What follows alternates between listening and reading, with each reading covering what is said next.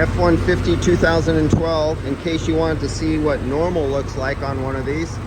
Let's see, just filled it up. Brand new factory condenser. Look at our high side pressure, let it kick back on. You can see it's coming up right now. It's there, it just kicked on. Now look at the high side pressure.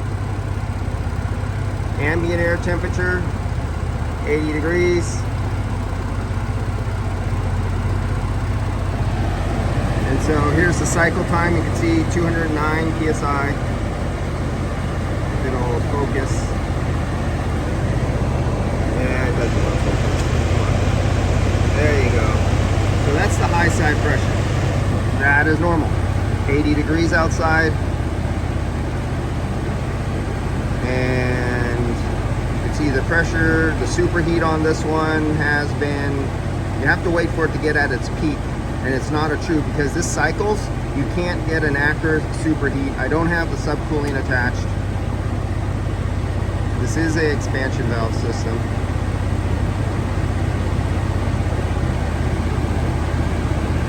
Our temperature, the compressor kicks out at 40 degrees Fahrenheit. Right at 40 degrees Fahrenheit is right when the compressor kicks out.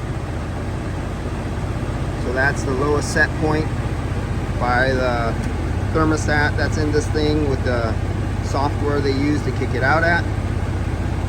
And that's it.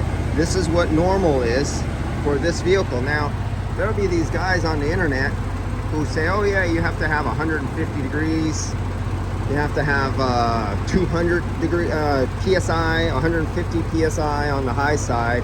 But as you can see, completely normal, 80 degrees outside. And it is 109 PSI on the high side. That's it. All right, guys, see you later.